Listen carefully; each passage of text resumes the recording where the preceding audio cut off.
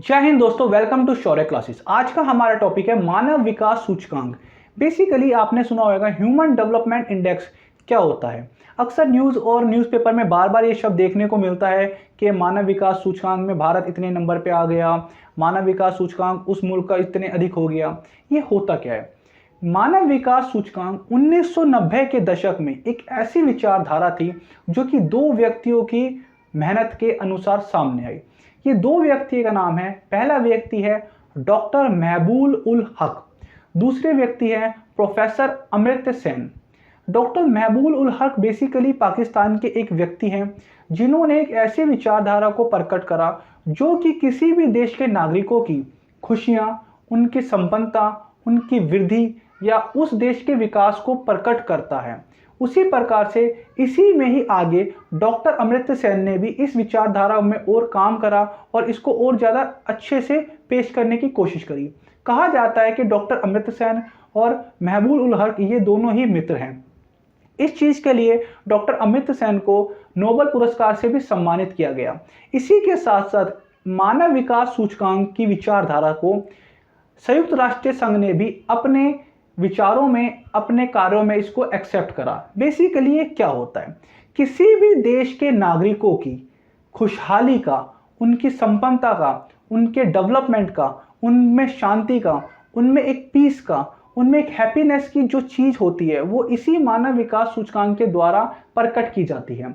इससे पहले क्या होता था, 1990 के दशक से ये माना जाता था कि जो मुल्क जितना ज़्यादा अमीर है या जिस मुल्क के पास जितने ज़्यादा पैसे हैं, जितनी ज़्यादा करेंसी है या जितना ज़्यादा डेवलप है, वो मुल्क सबसे ज़्यादा अमीर कहा जाता था।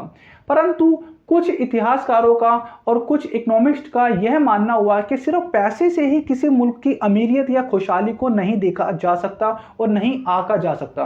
बात करते हैं हम अगर एक एग्जाम्पल से, तो अगर कोई व्यक्ति अमीर है तो क्या वो व्यक्ति खुश होगा? क्या वो व्यक्ति के मन में शांति होगी? क्या उस व्यक्ति के जीवन में हैप्पीनेस आएगी? तो बेसिकली कहा जा सकता है कि पैसा एक पॉइंट हो सकता है, लेकिन खुशहाली का पैसा सभी पॉइंट नहीं हो सकते। इसीलिए 1990 के दशक में मानव विकास सूचकांक को लेके आए। मानव विकास सूचकांक में क्या होता है कि 0 से 1 के बीच में कंट्रीज को नंबर दिए जाते हैं। जी हाँ, 0 से 1 के बीच में। इसमें क्या होता है कि जिस मुल्क में एजुकेशन लेवल अच्छा होता है, हेल्थ फैसिलिटीज अच्छी होती है, लाइफ स्टाइल अच्छा होता है, सोशल कनेक्टिविटी अच्छी होती है, सोशल बैलेंस अच्छा होता है, शांति होती है, सम्मान होता है, व्यक्ति खुश होता है, व्यक्ति खुशहाल होता है, जहाँ पे ग्रीडीनेस कम होती है, लालच कम होता है, जहाँ पे फाइट, जहाँ पे विरोध कम होता है, इन सभी चीज़ों को देख के, इन सभी चीज़ों की स्टडी करके ही मानव विकास सूचकांक तैयार किया जाता है। बात करें अगर हम मानव विकास सूचकांकों में भारत की स्थिति या अन्य मुल्कों की, तो अभी तक मानव विकास सूचकांक में सबसे ऊपर आता था स्विट्जरलैंड, जो कि अब 2 पायदान पीछे होके तीसरे नंबर पे आ गया। 2020-21 की अगर हम बात करें तो नॉर्वे सबसे ऊपर आया है मानव विकास सूचकांक में। उसको 1 में से 0.957 अंक प्राप्त हुए हैं। सेकंड नंबर पे मानव विकास सूचकांक में आता है आयरलैंड।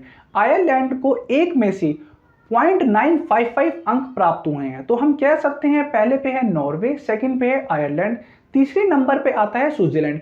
स्विट्जरलैंड को जो कि कुछ वर्षों पहले पहले पायदान पे था, अब ये तीसरे पायदान पे खिसक गया है।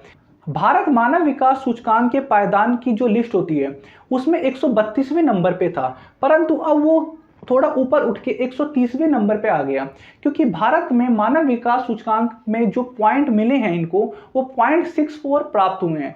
परंतु आज भी ये टॉप 3 के मुकाबले में काफ़ी पीछे हैं। मानव विकास सूचकांक में भारत में इतना पिछड़ापन का कारण क्या है? आप और हम सभी जानते हैं, ये आर्थिक कारण है, क्योंकि आर्थिक कारण के अंतर्गत भारत में जो आय का असमान वितरण है ये काफ़ी महत्वपूर्ण भूमिका अदा करता है। इसी के साथ साथ राजनीतिक कारण है।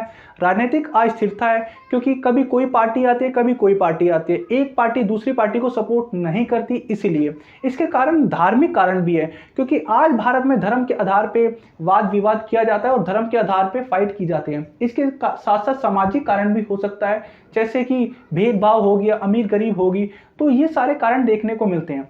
बेसिकली अगर मानव विकास सूचकांक को आपको बढ़ाना है या किसी भी कंट्री को अगर डेवलपमेंट देखना है, तो उस देश की हेल्थ फैसिलिटी कैसी है, कितनी अच्छी है, उस देश में एजुकेशन फैसिलिटी कितनी अच्छी है, उस देश में सोशल फैसिलिटी, सोशल कल्चर कितना अच्छा है, उस देश में स्वतंत्रता कितनी है। बेसिकली प्रोफेसर अमर्त्य सेन ने एक विचारधारा को प्रकट करा था। उनका मानना था कि जिस देश में व्यक्तियों को स्वतंत्रता का अधिकार अधिक होगा वो देश ज़्यादा खुशहाल होगा, उस देश के नागरिक ज़्यादा खुश होएंगे, उस देश में ज़्यादा शांति होएगी। तो उनका मानना था कि अगर व्यक्ति को ज़्यादा से ज़्यादा स्वतंत्रता उपलब्ध कराई जाए, अगर समाज में ज़्यादा से ज़्यादा उपलब्धि, वस्तुओं की उपलब्धि कराई जाए, तो उस देश के व्यक्ति मानव विकास सूचकांक में काफ़ी ऊपर पायदान पे आ जाएगी।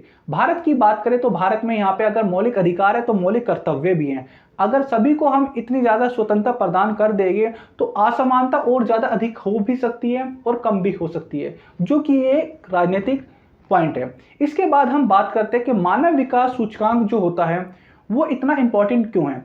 आज के टाइम में मानव विकास सूचकांक इतना इंपॉर्टेंट इसलिए है क्योंकि इसी से ही पता चलता है कि एक मनुष्य की विकास के लिए जो आवश्यक तत्व होते हैं, आर्थिक, राजनीतिक, सांस्कृतिक, सामाजिक, धार्मिक और सबसे इंपॉर्टेंट स्वतंत्रता का, ये आवश्यक तत्व एक ऐसे एनवायरनमेंट में फूलते फलते हैं जहाँ पे शांति होनी चाहिए, जहाँ पे सरकार किसी भी व्यक्ति के आंतरिक मामले में इंटरफेयर ना करे। तो हम कह सकते हैं कि मानव विकास सूचकांक, ह्यूमन डेवलपमेंट इंडेक्स एक ऐसा इंडेक्स होता है जिसके द्वारा किसी भी देश के नागरिकों की खुशहाली का, हैप्पीनेस का, खुशी का, शांति का बारे में पता लगाया जा सकता है कि किसी देश में एजुकेशन लेवल कितना अच्छा है, हेल्थ फैसिलिटी कितनी अच्छी है, उत्पादनों का कितना अच्छी तरह इस्तेमाल किया जा रहा है, संसाधन कितने अच्छी तरह से इस्तेमाल किए जा रहे हैं। इसी के साथ साथ हम आपसे इस वीडियो के लिए विदा लेते हैं। ऐसी और इन्फॉर्मेटिव वीडियो हम आपके लिए लेते आएंगे। अगर वीडियो अच्छा लगे तो वीडियो को लाइक और चैनल को सब्सक्राइब करना मत भूलिएगा। जय हिंद, जय भारत।